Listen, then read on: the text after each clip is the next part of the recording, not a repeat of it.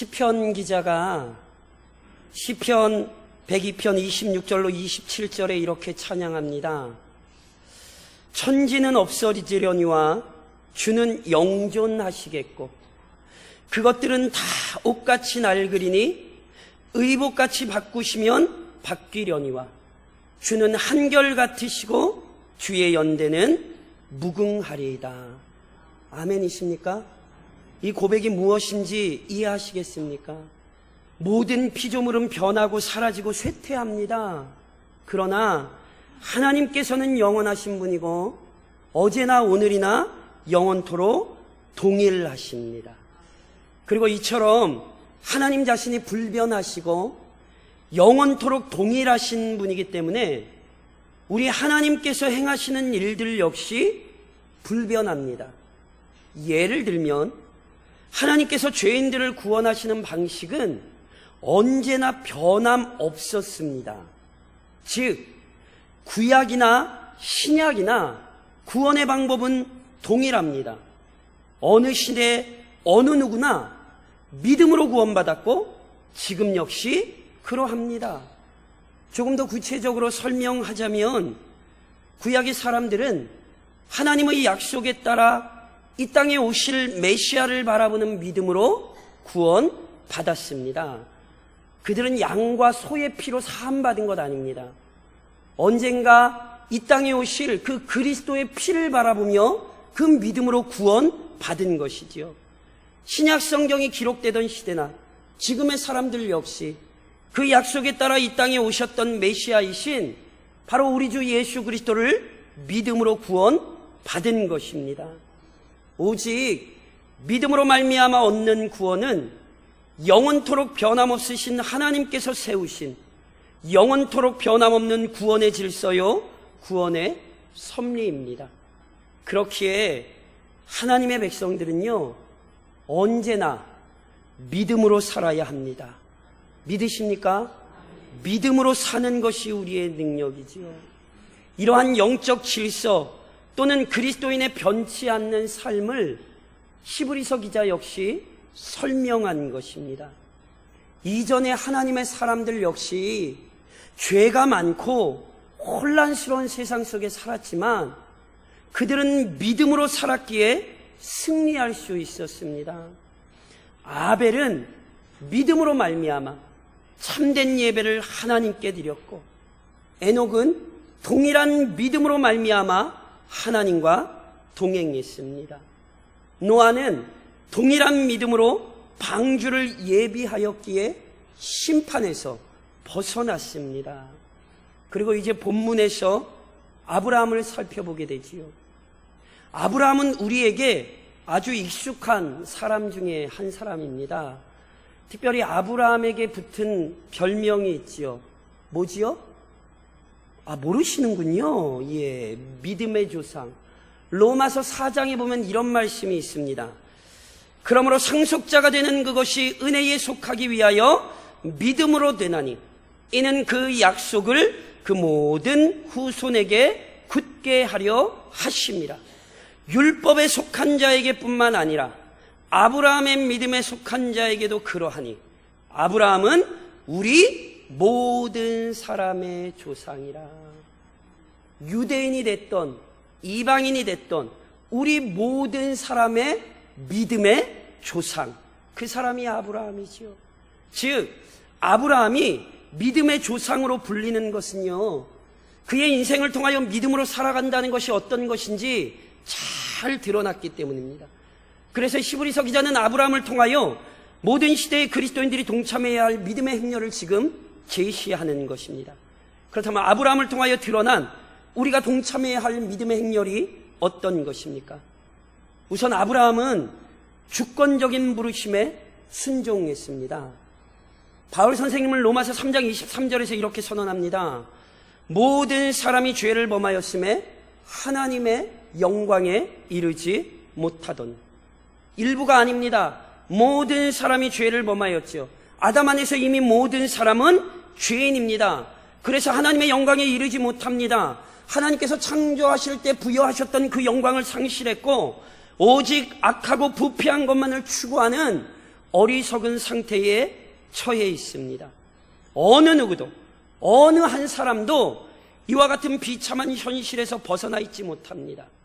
그렇기에 본래 아브라함 역시 자신의 죄악된 본성을 따라 살던 사람입니다. 실제로 그는 자신의 아버지 데라 밑에서 우상을 숭배하며 살았습니다. 그런데 어느 날 하나님께서 아브라함에게 자신을 나타내셨죠. 스데반 집사님이 사도행전 7장에서 이렇게 이야기하지요. 스데반이 이르되 여러분 부형들이여 들으소서.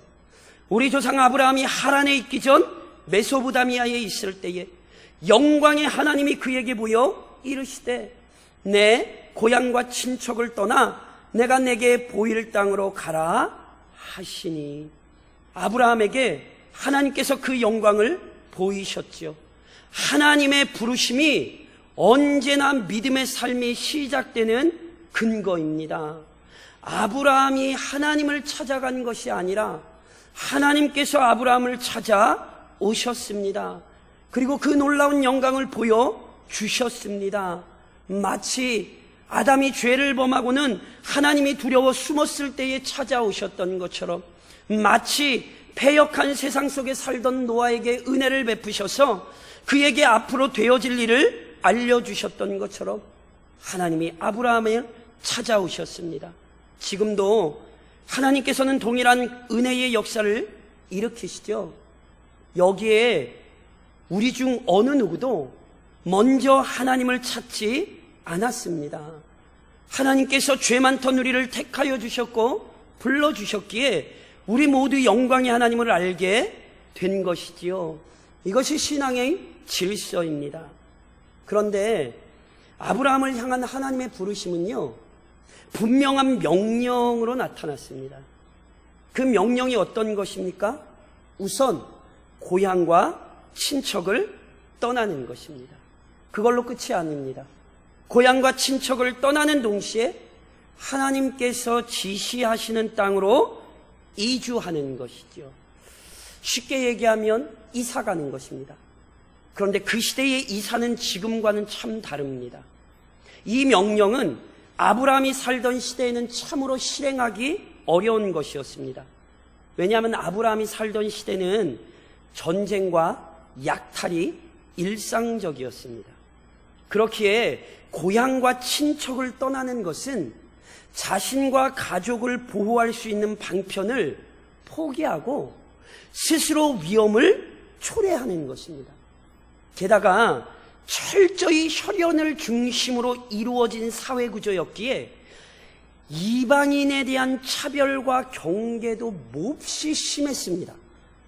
지금도 외국 사람에 대한 차별과 경계가 얼마나 심합니까? 세계적으로 난민 문제가 얼마나 심각합니까? 그러니까 지금도 그런데 고대 사회에는 어떠했겠습니까? 그러하니 고향을 떠나는 것도 위험하고 다른 곳에 이주하는 것 역시 난관입니다. 비록 이주했다 손 치더라도 외부인들에 대한 태도가 언제 돌변할지 모르기에 날마다 불안한 삶을 살아야 했습니다. 그 배경을 성경에서 이런 이야기들로 읽으시잖아요. 아브라함이 왜 자기 아내 사라를 2번씩이나 누이라고 속여야 됐죠? 잘못하다 자기 아내를 뺏어가려고 자기 아브라함 남편을 죽일까봐. 이것은 기우가 아닙니다. 실제로 그 시대에 일어나는 일들이었습니다. 아브라함이 가나안 땅에 있을 때요, 블레셋 사람들이요, 이삭이 파는 우물마다 막아요. 무슨 얘기인지 아세요? 너 이러다 너 우리한테 죽어. 너 빨리 안 떠나면 너 가만히 안 둬. 생명 협박 아니야, 생명 협박. 그러니 아브라함이 고향을 옮기는 것이 얼마나 어려운 문제인지를 이해하셔야 되는 거예요. 그런데 놀랍게도 아브라함은 이 명령에 순종했지요. 그래서 본토를 떠나 가나안 땅으로 향했습니다. 이것이 참 뛰어난 일이기에 성경은 너무도 고귀한 믿음의 모범으로 제시하고 있는 거예요. 물론 그가 이렇게 순종할 수 있었던 우선적인 근거는 앞서도 설명드렸듯이 하나님의 부르심 때문입니다. 하나님의 부르심은요, 능력 있는 부르심입니다. 믿으십니까? 하나님의 부르심은 우리를 책임지는 부르심입니다. 오늘 본문에 보면요, 아브라함이 갈 바를 알지 못하고 나갔다는데, 이 갈 바를 알지 못했다는 게 아브라함이 아무 생각 없이 움직였다, 이렇게 이해하시면 안 됩니다. 아브라함은 하나님이 지시하실 땅으로 갔잖아요. 그러니까 갈 바를 알지 못했다는 건요, 아브라함이 자신의 계획과 목적을 의지하지 않았다는 거예요.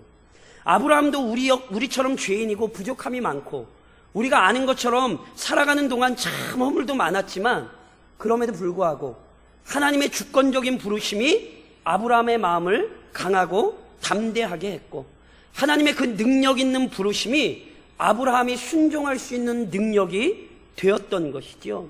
그래서 아브라함은 전능하신 능력의 그 명령에 순종하여 하나님께서 지시하시는 땅으로 움직였던 것입니다.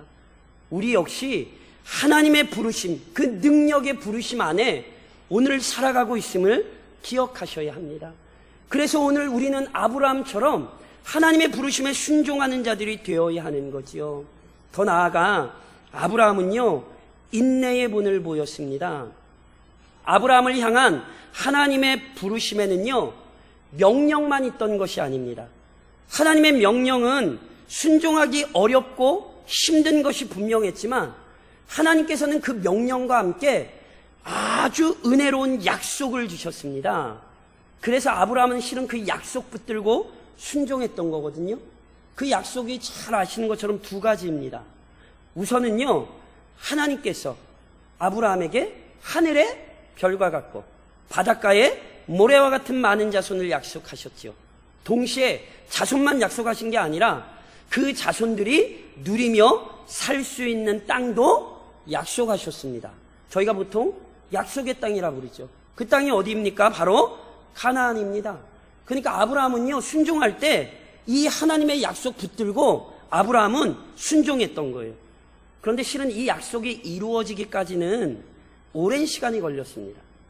우선 한 사람의 자손이 하늘의 별과 같고 바다의 모래와 같이 번성하는 데에는 당연히 오랜 시간이 걸리게 되어 있습니다.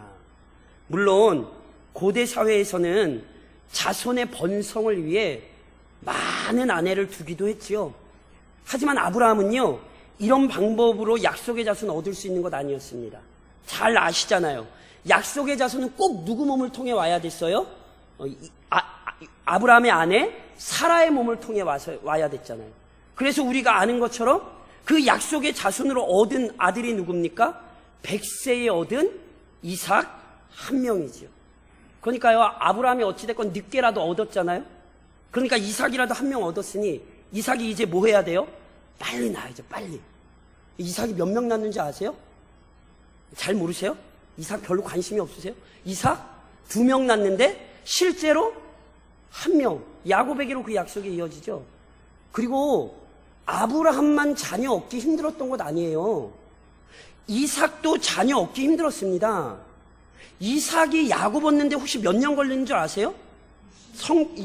60년이 아니라 이삭이요, 그 안에 리브가를 얻은 것이 40세입니다.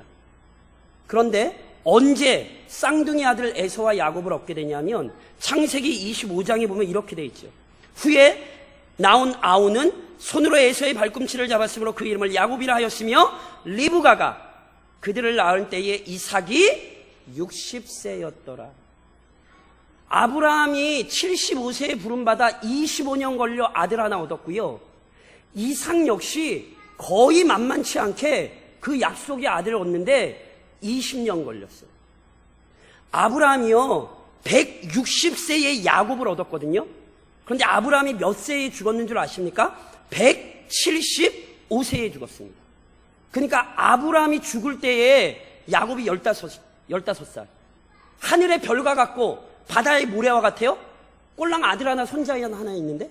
그게 이해가 되세요? 그때 전혀 이해 안 되는 거예요. 이러한 상황은요, 약속의 땅을 얻는 것에서도 마찬가지예요. 아브라함이 하나님의 부르심에 응답하여 본토를 떠나 지시하실 땅으로 이주했지요. 그때의 일을 성경에 어떻게 기록하는 줄 아십니까? 창세기 12장에 이렇게 기록됩니다. 아브라함이 그의 아내 사레와 조카 롯과 하란에서 모은 모든 소유와 얻은 사람들을 이끌고 가나안 땅으로 가려고 떠나서 마침내 가나안 땅에 들어갔더라. 아브라함이 그 땅을 지나 세겜 땅 모래 상수리 나무에 이르니 그때에 가나안 사람이 그 땅에 거주하였더라. 아브라함이 하나님께서 주신다는 땅으로 갔잖아요. 그러면 그 땅에 가서 깃발 꽂고 여기 내 땅, 그럼 내 땅 되던가요? 아니에요. 이미 그 땅에 가나안 사람들이 터를 잡고 오랜 시간 살고 있었어요. 아브라함은 절대로 그 땅에 들어와서 내가 주인이야 그런 얘기 할 수 없었습니다. 그래서 오늘 히브리서에 보면 본문에 히브리서 기자가 뭐라고 표현한 줄 아십니까? 이방의 땅에 있는 것 같이 약속의 땅에 거류하여. 아브라함은 분명히 약속의 땅 들어와 있긴 했어요. 그러나 현실적으로 언제나 그는 이방인이었습니다. 하지만 이런 여러 형편과 어려운 상황 속에서도요, 아브라함은 가나안 땅 떠나지 않았거든요. 왜인 줄 아십니까? 창세기 15장에 하나님이 이런 말씀을 주셨어요. 여호와께서 아브라함에게 이르시되 너는 반드시 알라. 내 자손이 이방에서 계기되어 그들을 섬기겠고 그들은 400년 동안 내 자손을 괴롭히리니 그들이 섬기는 나라를 내가 징벌할지며 그 후에 내 자손이 큰 재물을 이끌고 나오리라. 너는 장수하다가 평안히 조상에게로 돌아가 장사될 것이요 내 자손은 4대 만에 이 땅으로 돌아오리니 이는 아모리 족속의 죄악이 아직 가득 차지 아니함이니라 하시더니. 무슨 얘기인지 아시겠어요? 쉽게 설명드리면 하나님이 아브라함에게 이렇게 말씀하신 거예요. 기다려. 그렇게 말해요. 기다려야 돼요. 많은 약속의 자손이 있기까지, 그 땅을 얻기까지 기다려야 돼요. 아브라함은 처음부터 이 말씀 속에 인내가 필요하다는 사실을 알았어요. 하지만 아브라함은 그 인내의 삶을 피하지 않았던 거죠. 당장 수많은 자손이 불가능해 보이고 당장 가나안의 주인이 되는 것이 어려워 보이지만 때가 되면 반드시 성취될 것을 알았습니다. 아브라함은 그래서 이 약속을 붙들고 인내했던 거예요.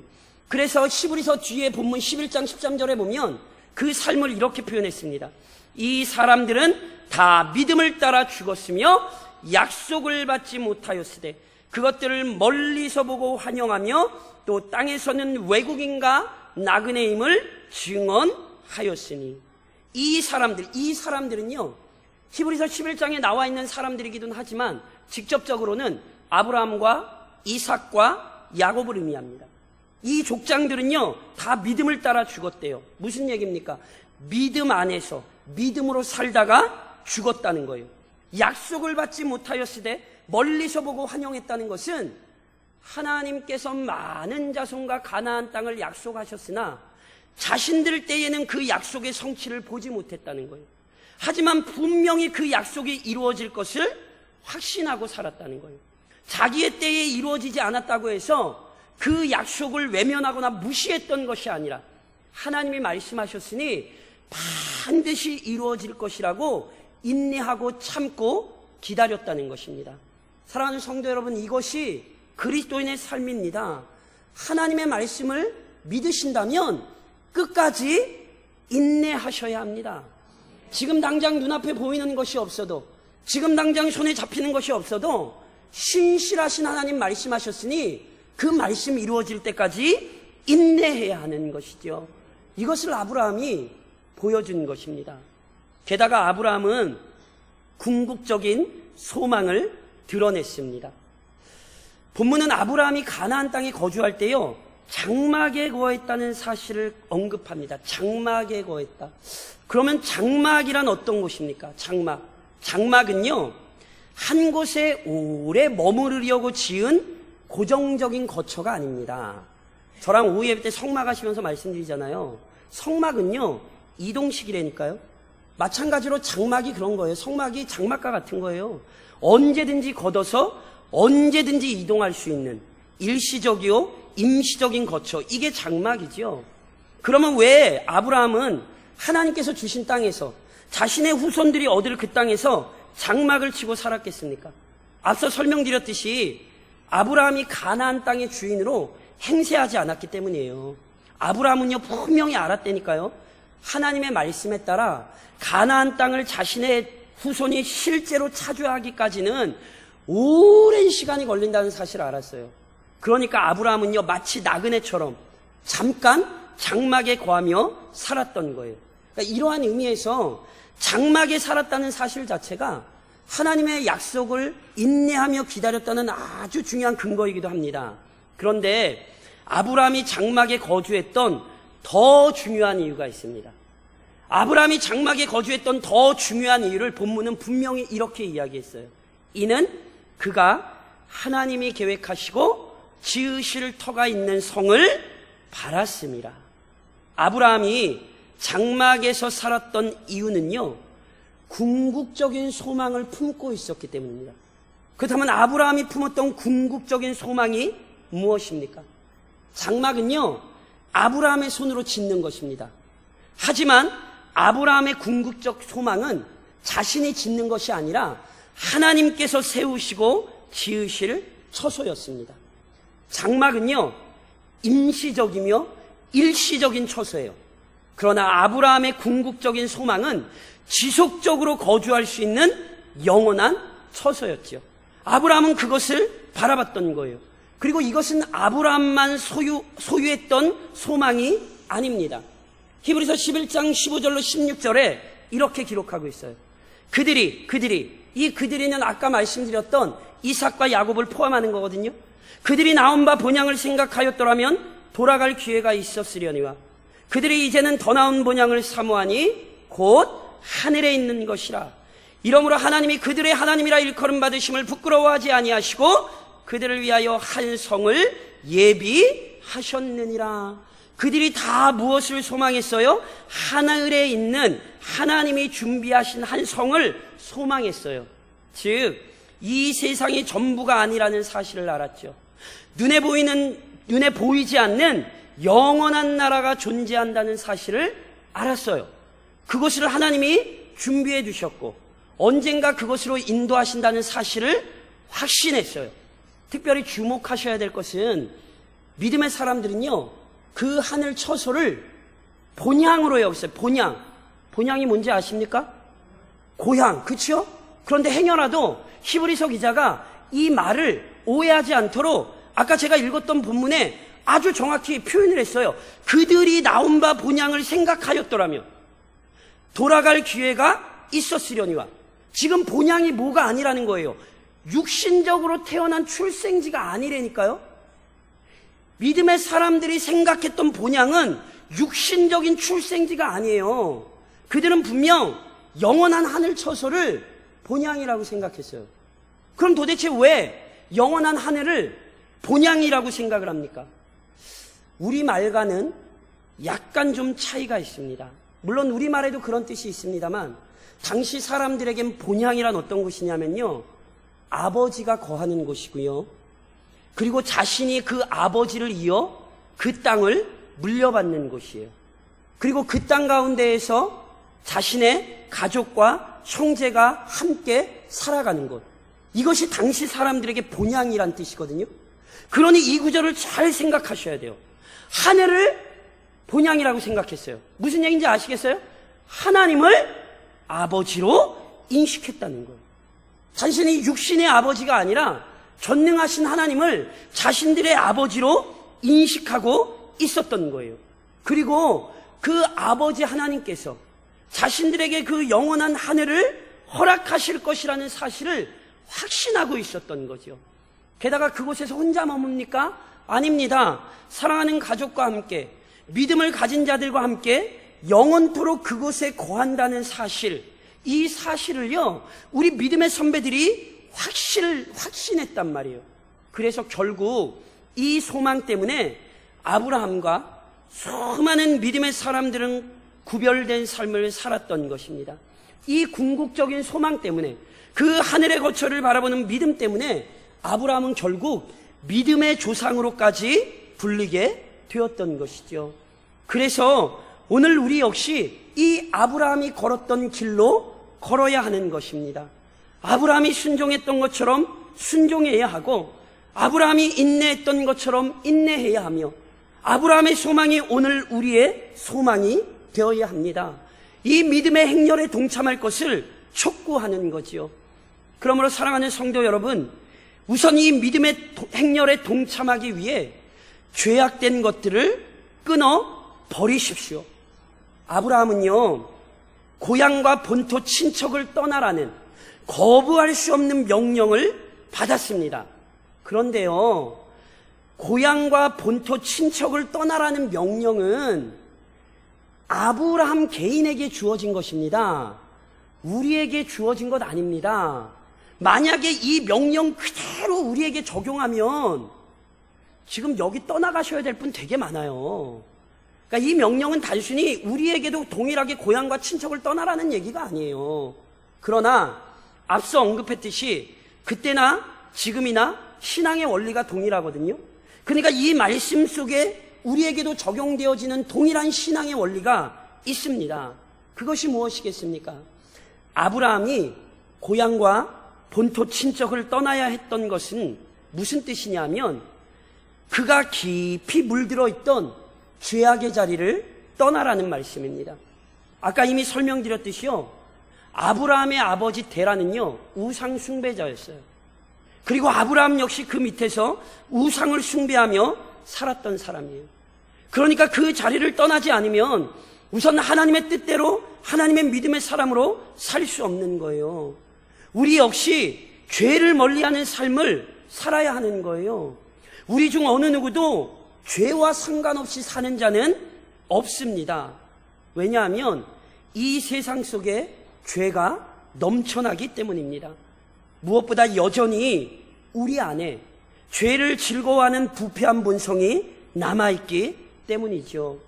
우리 주님 마태복음 15장에서 무엇라 경고하셨습니까? 입에서 나오는 것들은 마음에서 나오나니 이것이야말로 사람을 더럽게 하느니라. 마음에서 나오는 것은 악한 생각과 살인과 간음과 음란과 도둑질과 거짓 증언과 비방이니 이런 것들이 사람을 더럽게 하는 것이요. 죄가 어디에 있어요? 우리 안에 있어요.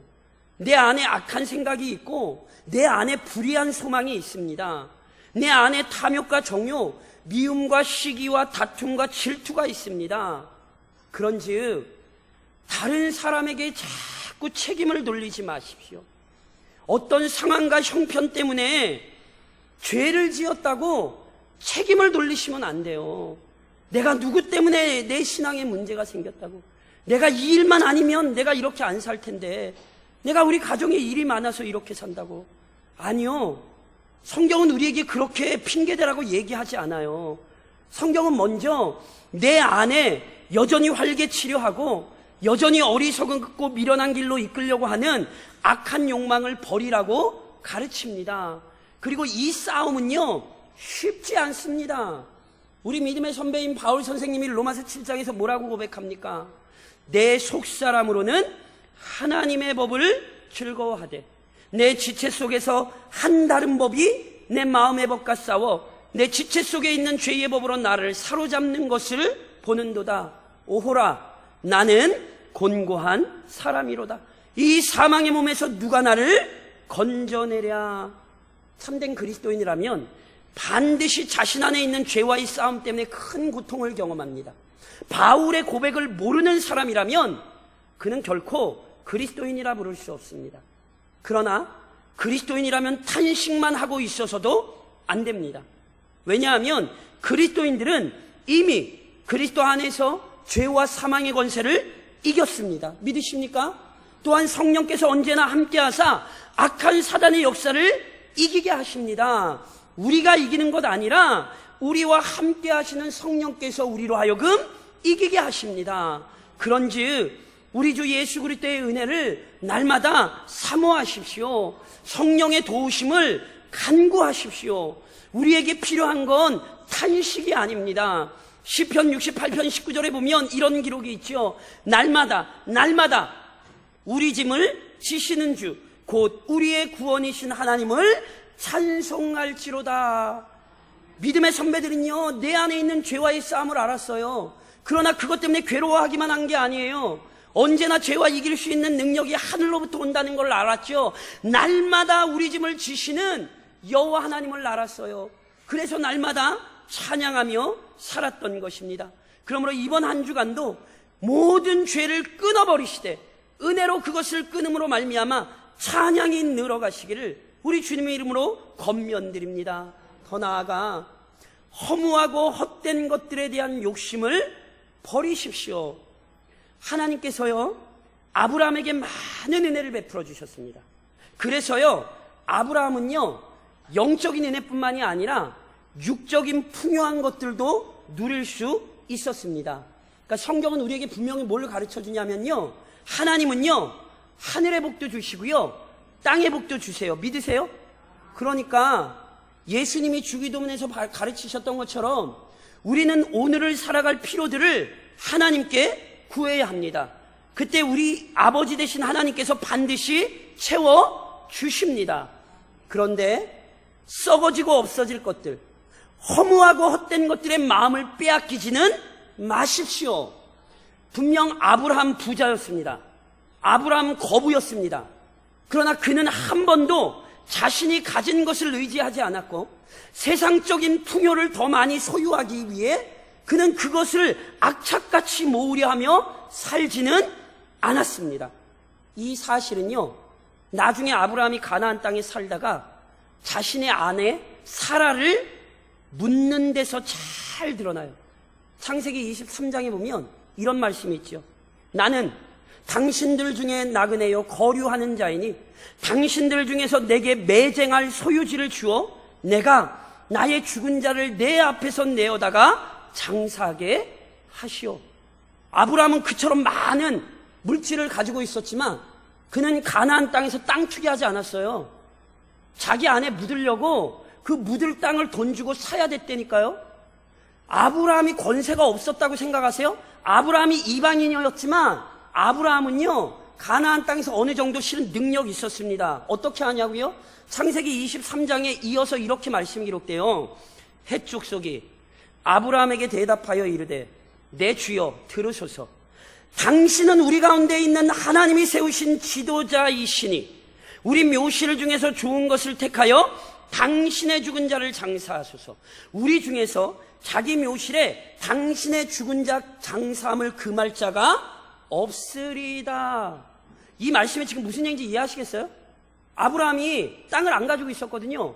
그래서 자기 아내 묻으려고 땅을 좀 살려고 그랬더니 그 주변에 있는 그 땅을 차지하고 있는 사람들이 아이고 고귀하신 분이 뭐 그 정도 땅 그거 사시려고 그러시냐, 마음대로 쓰시라고. 마음대로 쓰시. 뒤집어서 얘기하면 아브라함이 그 땅에서 어느 정도 권세에 있었어요. 그런데 잘 보세요. 아브라함은 그 권세로 권세질하며 살지 않았어요.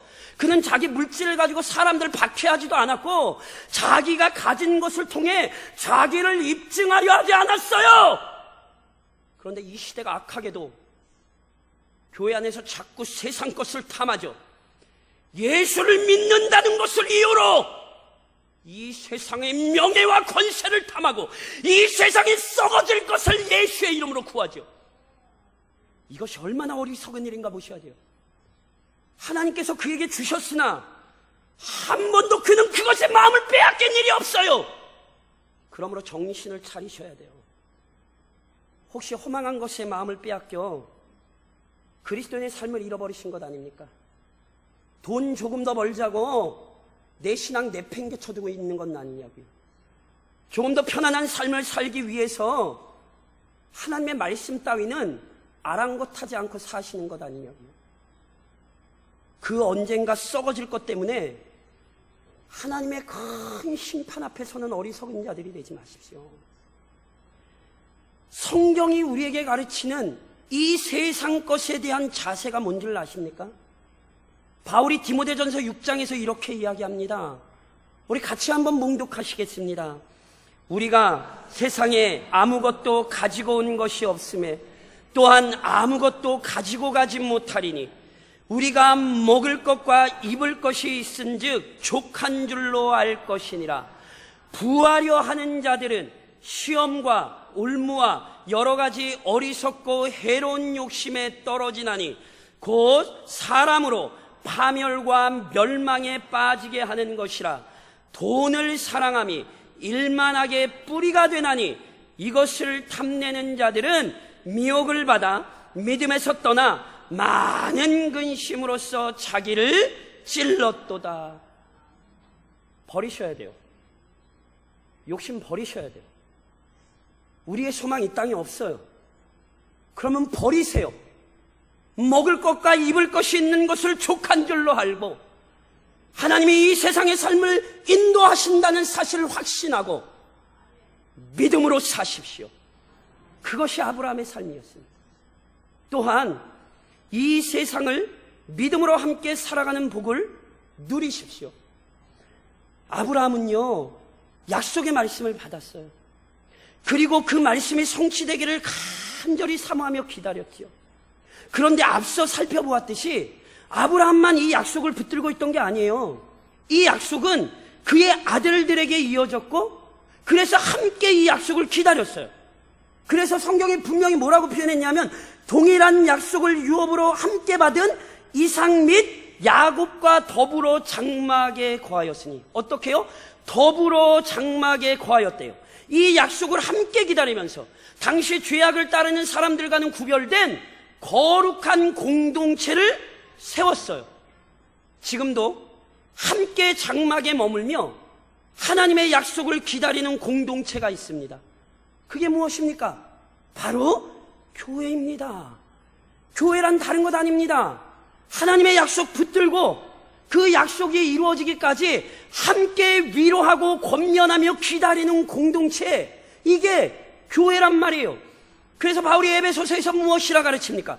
능히 모든 성도와 함께 지식에 넘치는 그리스도의 사랑을 알고 그 너비와 기류한 높이와 깊이가 어떠함을 깨달아 하나님의 모든 충만하신 것으로 너희에게 충만하게 하시기를 구하노라. 하늘의 거룩한 것을 붙들고 함께 믿음 안에서 성장하는 사람들, 이게 교회입니다. 하지만 안타깝게도 이 위대하고 놀라운 유익을 누리지 못하는 그리스도인들이 너무 많습니다. 오해하지 마십시오. 저는 그리스도인들이라고 말했습니다. 이미 주권적인 은혜로 부르심을 받아 하나님의 자녀가 되었으나 함께 교회 안에서 하나님의 약속을 기다리지 못하는 자들이 된 거예요. 신앙생활이 단순히 개인의 문제라고 생각을 하고 자기 혼자 신앙생활을 하면 끝난다라고 생각을 하는 거예요.